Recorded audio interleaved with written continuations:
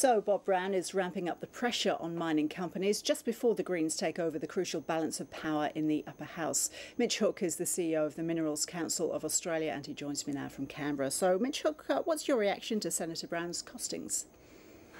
Oh, their projections. This is a pretty crude attempt to capitalise on the politics of xenophobia to essentially prosecute the Greens' real agenda, which is to introduce a tax on the industry that would tax it out of existence. Senator Brown has campaigned on closing down the coal industry and banning uranium mining. He's not about developing this industry and sharing the wealth for the benefit of all Australians. He's actually about closing it down, and that's what the real agenda is here. But do you dispute his figures? 83% of the mining industry is owned by overseas interests. $50 billion in profits will be sent offshore over the next 5 years. Do you have a problem with the numbers? Yeah, the numbers are all wrong. They're projections. The bottom line is that these companies are globally diversified, globally operated companies. It's where the economic activity is that's really important.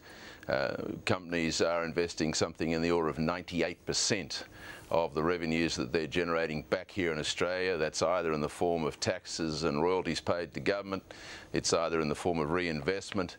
Only a very small proportion of that goes to cash flows. He's cited Xstrata. Well, over the period that Xstrata has been in Australia since 2002, they've generated $54 billion in revenue and invested every single cent of it back into Australia. Rio Tinto has done $38 billion reinvestment off of $37 billion revenue. BHP Billiton is on the record as investing $80 billion back into Australia. The point being is that all Australians are benefiting and sharing in the wealth, and this notion that there is this massive expatriation of profits from sort of foreign multinational carpetbaggers is just the kind of politics that the Greens love. It's all emotion, it's not fact, and it's sending very, very serious and wrong signals to the Australian community, and as a serious portent for a party that's going to hold the balance of power in the Senate. Well, that's right. Come July the 1st, the Greens will have a lot of power on their side. Are you resigned now to the mining tax legislation getting through? We've worked hard on the details of the mining tax. We not only got a framework deal, we've worked through all the details to ensure that this extra tax, it'll be about another $11 billion on top of an industry that is already contributing billions.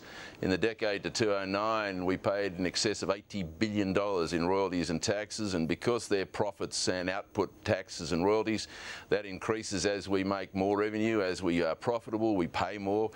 Over the period of the couple of years to 2009, the company tax and the royalties doubled. So the point being is that we've got another $11 billion coming on top of that. That puts us at the Mount Everest of international tax rates, and that's the really important part. This is a global industry. It will deploy its capital where it can strategically do so.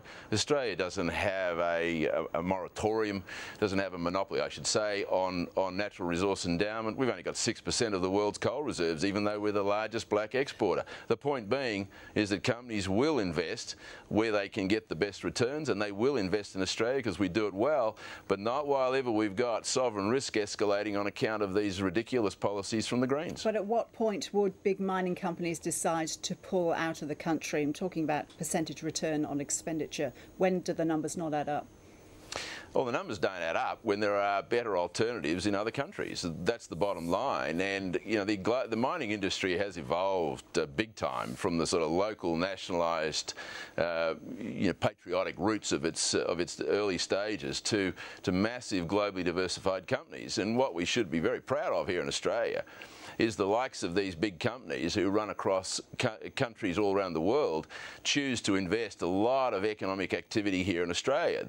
That's what we ought to be about, and there's a lot of Australians who are shareholders directly or through superannuation funds, people who supply the industry goods and services, the 750,000 people who actually are directly and indirectly employed by the industry, and Australians as a whole would know that over 50% of our export revenue is generated by this industry. That's not a bad platform for taking us through the global financial crisis and continuing to grow the economy. That's what we ought to be celebrating, not this sort of politics of xenophobia that would see a punitive tax visited on the industry that would in fact cause companies to think about their investments in Australia. Mitch Hook, thank you. You're welcome.